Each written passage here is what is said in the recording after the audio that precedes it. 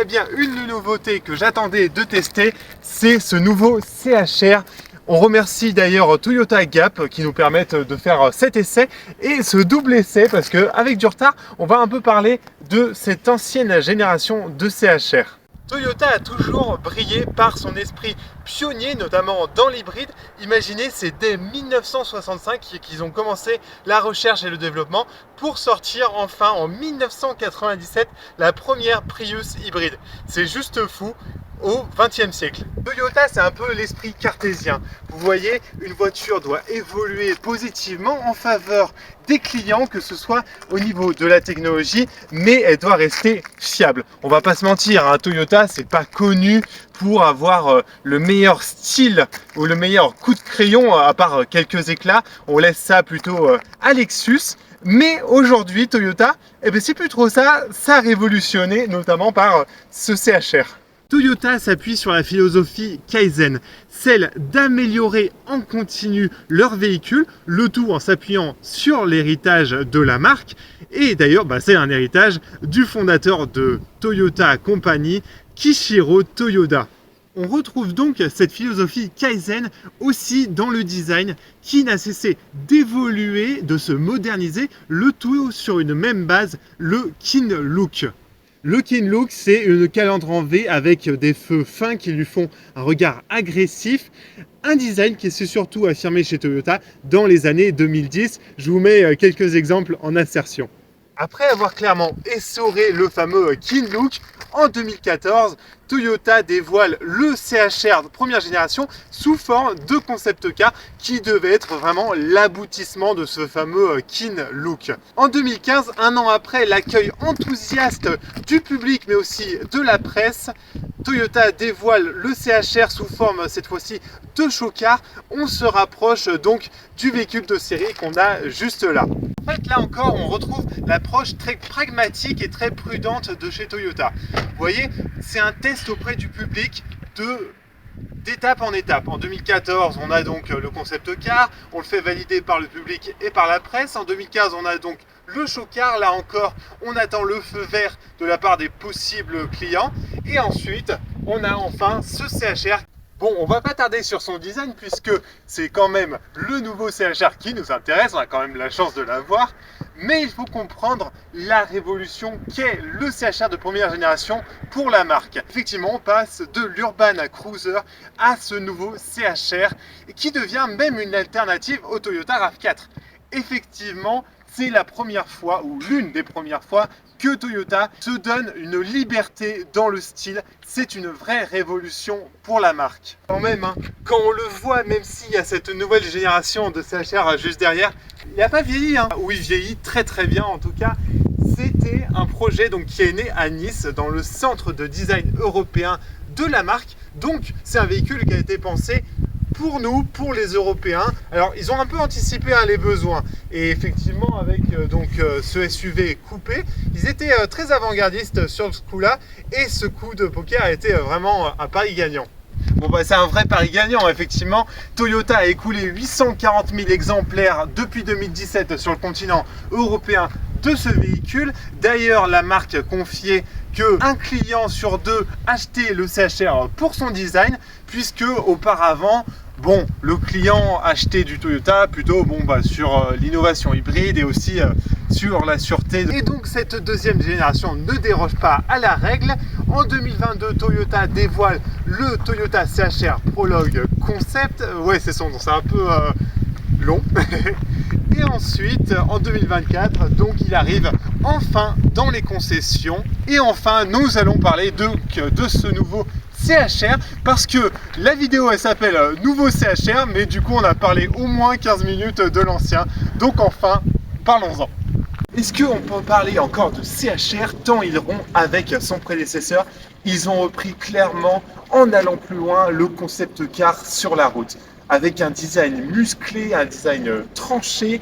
Aujourd'hui, si vous achetez une Toyota, c'est pas seulement pour la sagesse et la fiabilité de la marque, mais c'est aussi pour son coup de crayon. Soyons clairs, aujourd'hui, le marché des SUV et des SUV compacts c'est un marché hyper concurrentiel. Donc le premier CHR avait marqué vraiment une rupture dans le style de Toyota, mais c'est comme si ils avaient fait une première étape. Ils se sont dit bon, c'est bon, vous avez donné votre feu vert pour la première génération, hop, qui est juste là. Donc on va aller encore plus loin avec cette seconde génération. L'avantage d'un concept car, du coup, c'est qu'on récupère des éléments sur les voitures de série. Donc, on a des poignées de porte affleurantes qui aident évidemment pour l'aérodynamisme et qui font toujours un plus pour la technologie et pour l'élégance. Ça a quand même du style, ouais. Et ensuite, on a ce fameux bandeau, comment ne pas passer à côté, surtout avec ce Toyota CHR qui s'illumine, qui me rappelle un peu la Dodge Viper. Quand on freinait, ça s'allumait aussi. Quand même un beau clin d'œil.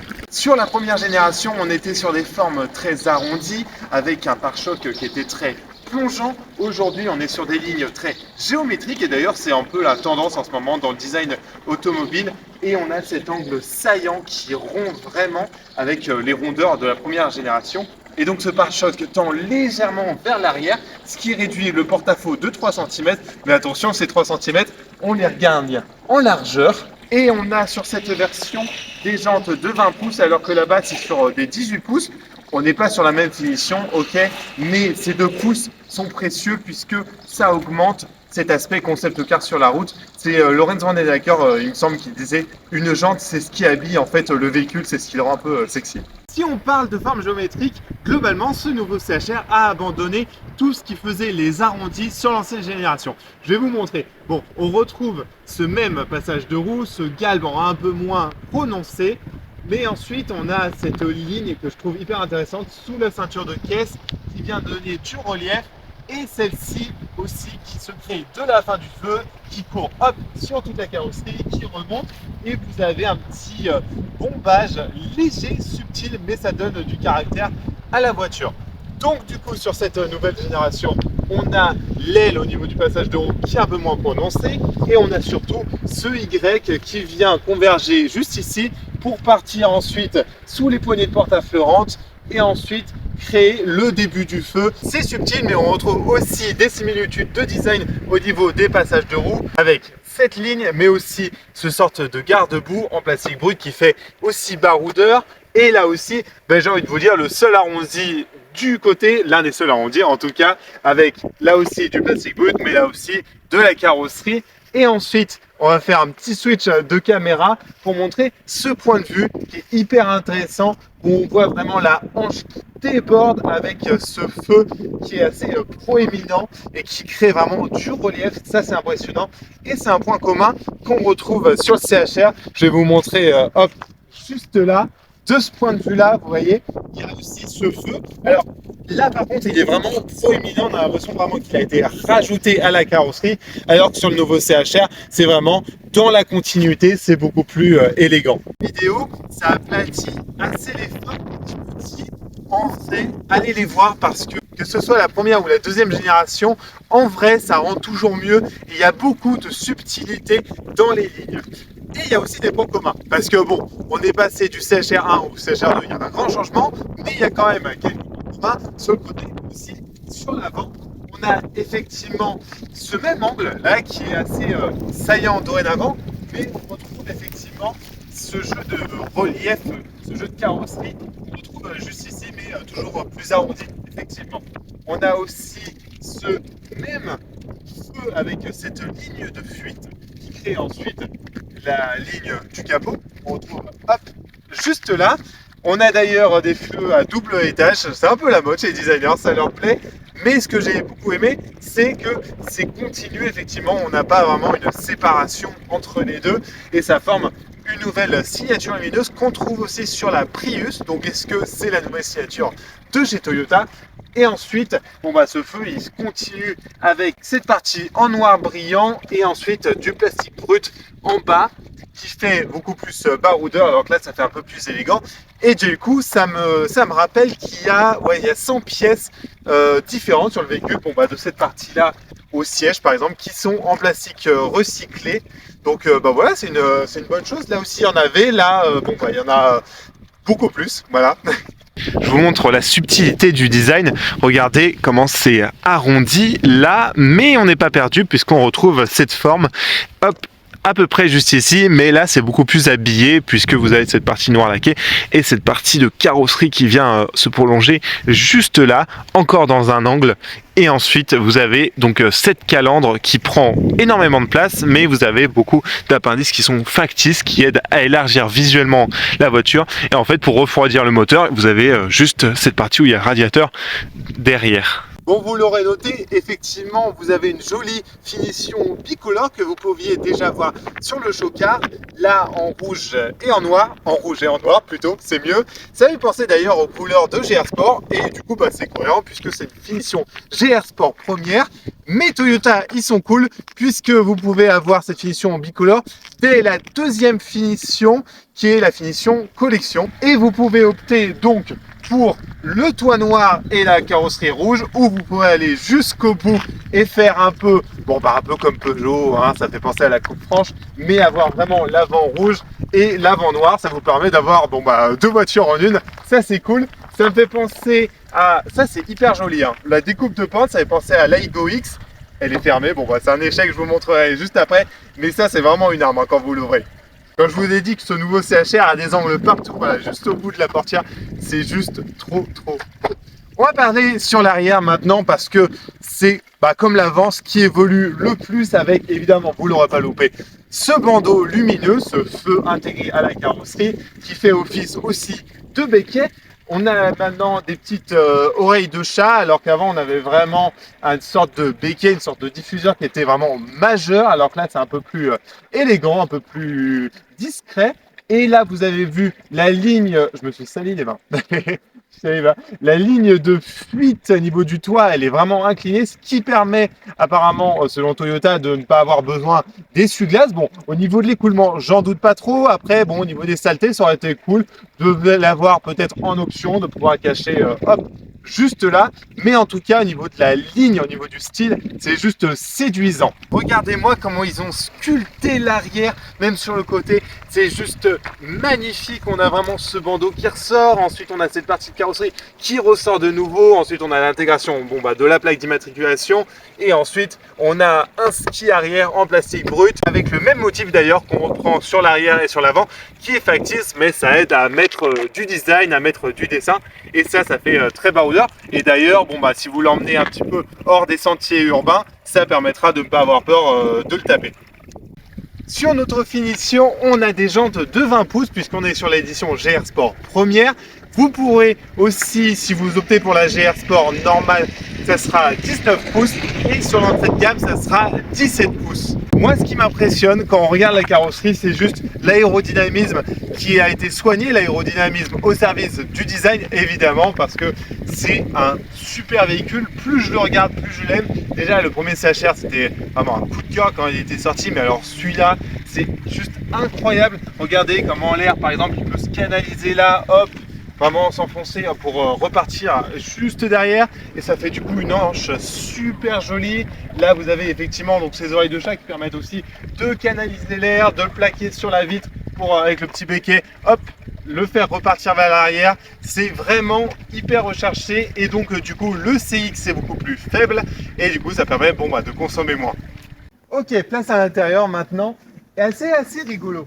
En fait, l'extérieur est tellement audacieux, tellement concept car sur la route, qu'on arrive à l'intérieur, on a un peu déboussolé, on se dit tiens c'est sage, ouais c'est assez sage. Et en fait c'est une voiture à vivre, à conduire. Là ça fait quasiment 2 jours qu'on l'a et franchement ça fait l'effet escompté. C'est beaucoup plus technologique, c'est beaucoup plus élégant, on va dire. Au niveau par exemple des aérations, le design il est moins foufou que sur la première génération, mais par contre voilà, c'est beaucoup plus élégant, voilà, je le redis, mais ça fait vraiment l'effet, c'est trop bien à vivre, ça fait vraiment cockpit, vous voyez, ça fait vraiment cocon. Tout est dirigé vraiment vers le conducteur. Vous avez cette console centrale qui sépare du passager. C'est trop bien. Sur cette version Gazoo Racing, évidemment, on est noté. Évidemment, on a des spécificités à cette finition. On a donc les surpiqûres avec le petit logo là. On a de l'Alcantara sur les portières avec là aussi des surpiqûres. On a des sièges que je vous montrerai qui sont trop bien, qui font un peu semi-baquet, assez enveloppant, mais pas trop sportif parce que bon, bah, faut pas oublier qu'on est sur un SUV aussi. Mais c'est vraiment chouette. Il y a un truc que j'avais vu sur les photos officielles et que je retrouve là, cette partie-là qui fait penser d'ailleurs au feu, ce fameux décroché qu'on a là, et ce feu ici qui vient se prolonger, cette portière qui vient, ce morceau de portière qui vient se prolonger, hop, juste là, et c'est un bandeau LED avec, vous pouvez choisir parmi une cinquantaine de coloris, c'est trop bien. Vous avez des petits détails là, c'est assez original, c'est un peu grippant. C'est un tout petit détail mais qu'on retrouve un petit peu partout dans la voiture. Bon, il y a pire hein, que d'être dérangé par une jolie petite R8 préparée maison, parce que le propriétaire, on lui a un peu parlé. Ça change hein, du CHR, mais il était quand même intéressé, c'est rigolo. Et donc je disais, en termes de design beaucoup plus élégant, regardez ces aérations qui sont juste sublimes au niveau du design. C'est vraiment top. Vous avez évidemment la nouvelle boîte, hop, juste là, regardez, pied sur le frein, power, hop, le siège qui s'avance électriquement et il y a tout qui s'allume. C'est juste trop bien. On est sur deux mondes différents, c'est trop, là ça sent l'essence, vraiment la vieille mécanique, là on est vraiment sur la technologie hybride, c'est trop bien. Hop, je vais vous montrer un petit peu. Au niveau de la fluidité, c'est génial. Il y a vraiment un pas en avant par rapport au CHR première génération. On est sur un autre niveau. Et regardez comment c'est fluide. C'est juste génial. Moi, j'aime beaucoup. Aussi, les boutons de clim manuels, c'est hyper bien pensé. Il y a vraiment la logique de chez Toyota de proposer quelque chose de cohérent, de pratique, etc. Regardez, par exemple, bon, voilà, les sièges chauffants. Hop, voilà. J'ai du mal à vous comprendre. Mais je n'ai rien demandé. Oh là là, c'est trop beau, je vous fais une petite parenthèse, mais regardez, avec le logo de la régie Renault, c'est génial.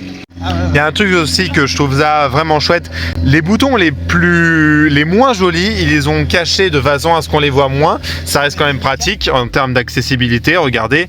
Mais par contre, bah voilà, c'est bien pensé. Là aussi, vous avez, hop, pour régler les sièges juste là, et de là, on les voit pas. Les boutons qui sont les moins beaux, donc on les cache. C'est vraiment bien pensé. Allez, on prend la route avec ce nouveau CHR. On va voir un peu l'environnement.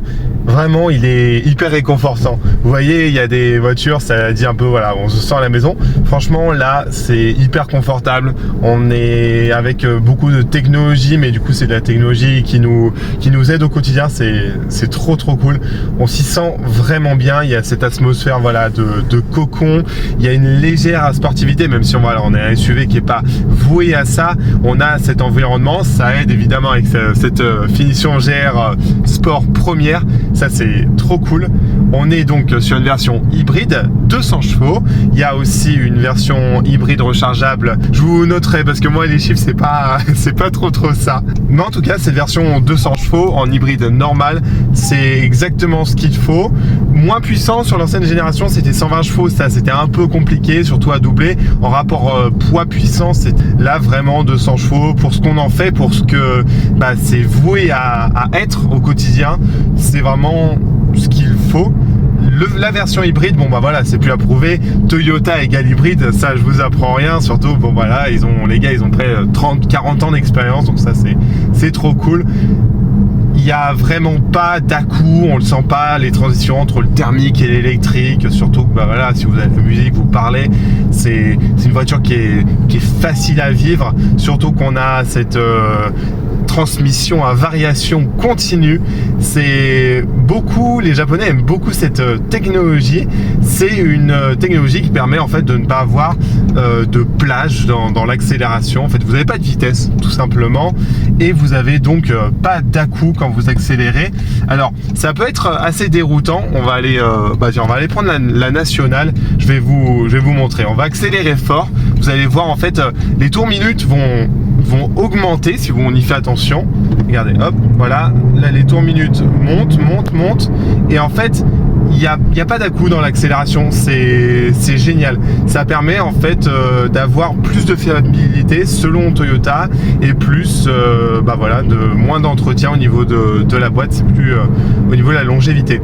C'est assez perturbant pour certains qui n'ont pas l'habitude parce que voilà, quand vous allez accélérer en route de montagne, vous allez voir les tours de 2 minutes un peu s'emballer, mais ça permet voilà, d'être vraiment assez fluide en général dans l'accélération. C'est une voiture qui vous incite à vraiment avoir une éco-conduite. D'ailleurs, vous avez un petit score à façon jeu vidéo à la fin quand vous éteignez la voiture. Ça vous résume un peu votre trajet et ça vous résume votre score d'éco-conduite. Donc ça, c'est trop cool. Et si vous avez une bonne éco-conduite, vous voyez, là, on va se passer avec le régulateur. Hop, voilà, à 80. Et ensuite, ça permet en fait d'avoir tout le temps une assistance du moteur électrique. Si vous accélérez comme un sanglier, là vous serez tout le temps en thermique. Mais si vous accélérez tranquillement, comme vous devez faire selon Toyota, avoir une belle conduite, vous aurez tout le temps une aide de la part des deux moteurs électriques et thermiques. Niveau technologie, on est au point, surtout avec la transition entre le nouveau CHR et l'ancienne génération, c'est juste génial. Il y a qu'à voir cet environnement qui est beaucoup plus élégant et beaucoup plus raffiné. En tout cas, c'est trop cool. On a un système Android Auto sans fil, ça c'est à noter, c'est juste trop pratique. Et c'est un détail, mais en fait au quotidien, quand vous rentrez, vous n'avez pas à brancher votre câble USB, donc ça c'est chouette. Surtout que vous avez l'USB-C dorénavant, donc c'est bien pensé pour l'avenir, mais aujourd'hui vu qu'on a l'USB-C sortant mais on n'a pas de l'USB-C rentrant que vous mettez sur la prise électrique, ça ils ont peut-être un peu anticipé les choses, faudra peut-être un adaptateur, mais c'est très bien pensé au niveau de la technologie. Sur cette partie là c'est fluide, c'est réactif comme je vous le montrais hier, mais sur cette partie là par contre c'est un peu plus une usine à gaz pour trouver les paramètres, pour trouver les personnalisations d'écran. Sur certaines marques c'est beaucoup plus simple et beaucoup plus fluide. Là il faut quand même un peu plus de 2 jours pour se familiariser avec l'environnement. Il y a un côté un petit peu, traditionnel, vous voyez, il n'y a pas cet effet 3D, il n'y a pas cet effet on en fait toujours plus. Il y a du digital, c'est déjà trop bien, c'est hyper bien fait. Il y a un petit pictogramme que je vais vous montrer, regardez, juste là. Voilà, oui, effectivement je suis à l'arrêt, hop, la petite mise au point. Regardez, je vais vous montrer en démarrant, vous avez en fait l'animation de ce qui se passe. Est-ce que c'est le moteur électrique qui agit sur les roues, est-ce que c'est le moteur thermique qui agit sur les roues. Ce petit pictogramme est hyper bien pensé, c'est pas propre à Toyota, c'est assez commun dans les marques, mais voilà, c'est une voiture qui évolue super bien, c'est Toyota qui évolue en général super bien, donc j'aime beaucoup le pas en avant technologique qu'ils sont en train de faire en général. Cette nouvelle génération de CHR s'articule autour de 4 finitions: la finition design, collection, GR Sport. J'ai dû en oublier un, je vous insère ici, au-dessus de moi, vous verrez les 4 finitions. En tout cas, ça débute à partir de 34 900 € et on est à ce prix-là, 49 400 €. Mais vous êtes sur une version GR Sport première, donc vous avez des équipements qui sont spécifiques à cette version. Je vous en ai parlé au cours de la vidéo. Je me faisais une petite réflexion un peu sur l'automobile. En faisant mes recherches, j'étais tombé sur un article du journal L'Alsace qui discutait du prix du Urban Cruiser et 25 000 € trouvé un petit peu exagéré, un petit peu élevé. Aujourd'hui, pour un véhicule comme ça, il faut coter 50 000 €. Alors, c'est pas que Toyota, c'est effectivement une tendance aujourd'hui sur le marché de l'automobile au niveau des différentes marques. Les marques ont tendance à devenir de généralistes à premium. En tout cas, elles veulent tendre vers le premium. Effectivement, elles veulent devenir plus haut de gamme, plus statutaire, et ça du coup c'est un petit souci. Même Dacia avec le Duster qui va arriver prochainement, voilà, les prix ont fortement augmenté avec les prestations qui vont avec, certes, mais regardez, on a aujourd'hui un peu une surenchère au niveau du design, au niveau de la technologie, tout ce qui accompagne l'environnement du véhicule. Pour certains comme moi, j'avoue, je suis très technologie, j'aime beaucoup, mais il y en a qui n'auront pas nécessairement besoin de tous ces appendices qui accompagnent la voiture. Et aujourd'hui, pour ce prix-là, pour 25 000 €, vous aviez un Urban Cruiser. Aujourd'hui, impossible d'avoir un nouveau CHR. Il faudra se tourner vers le Yaris Cross. Donc, en général, au niveau des marques généralistes aujourd'hui, vu qu'elles montent un petit peu en gamme, il faut, nous, avec le même budget qu'auparavant, descendre ces exigences et voir un petit peu en dessous au niveau de la gamme. Bon, là, du coup, je suis à 1m90. Hop, nickel pour conduire. Et du coup, on va aller voir les places à l'arrière. Hop, les petites poignées à fleurants qui font le détail. Attention là, on va pas se le prendre cet angle parce que c'est beau mais c'est saillant. Hop, et là par contre, ça va, pour me glisser, je me glisse relativement bien. Mais par contre, hop, on va baisser la vitre. Et là, vous avez un sentiment un peu d'enfermement quand vous faites 1m90.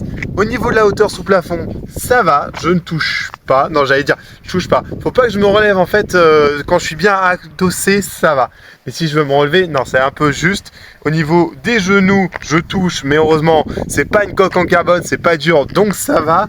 Mais par contre, le fameux toit panoramique teinté, d'ailleurs, ça évite d'être une écrevisse l'été, ça c'est génial. Ça évite l'effet effet de serre. Du coup, ça aide à apporter un peu de luminosité quand même à l'intérieur du véhicule. Ça baigne l'intérieur et ça évite quand même ce sentiment d'enfermement. Ça s'améliore donc depuis la première génération, aidé quand même avec ce toit panoramique. Et donc, qui dit SUV, logiquement dit coffre spacieux et accueillant.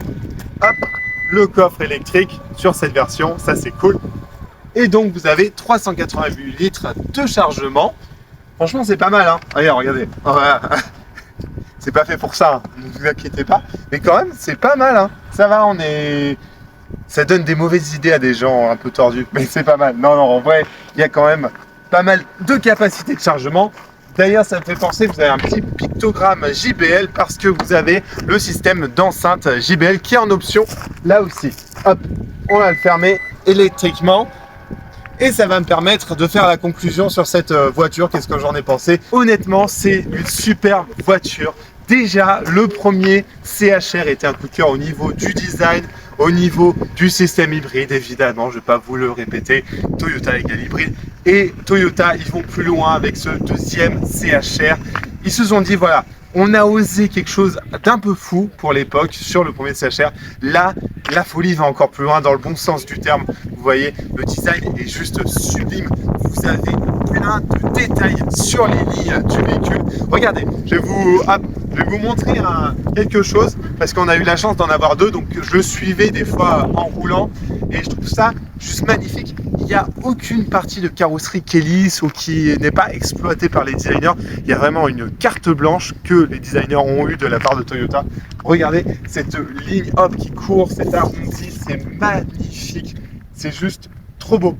Et en fait, vous avez un système un petit peu, regardez, pyramidal. Là, vous avez donc ce bloc-là. Ensuite, vous avez cette ligne qui continue.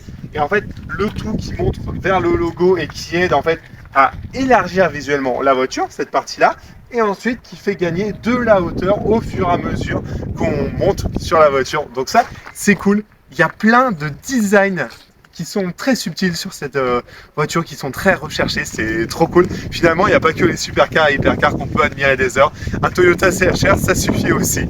Regardez, quand je disais la subtilité du design, la recherche dans le design, il y a juste un petit pli là sous le feu. En fait, ça doit coûter cher, je pense, à la marque en termes même de R&D, l'emboutissage, etc., à faire l'usinage.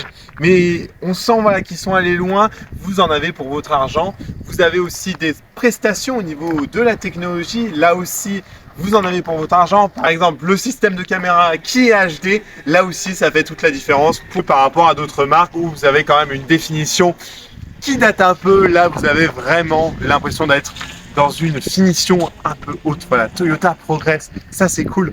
Ça, c'est vraiment chouette. Vous avez plein d'aides à la conduite. Vous avez tout ce qu'il faut. Vous avez évidemment les standards, le franchissement de ligne, etc. Le régulateur adaptatif, etc.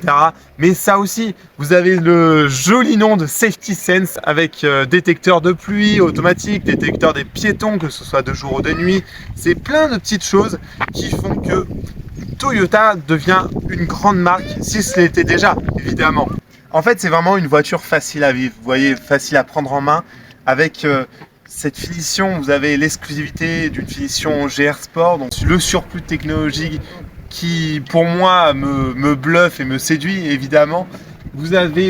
C'est bien pensé, vous avez plein de rangements partout, juste là. Vous avez, je vous ferai une vidéo, mais une zone un peu grippante. C'est génial à vivre et à prendre en main. Franchement, Toyota, attention aux marques premium parce que vous avez de la concurrence, surtout avec ce CHR numéro 2.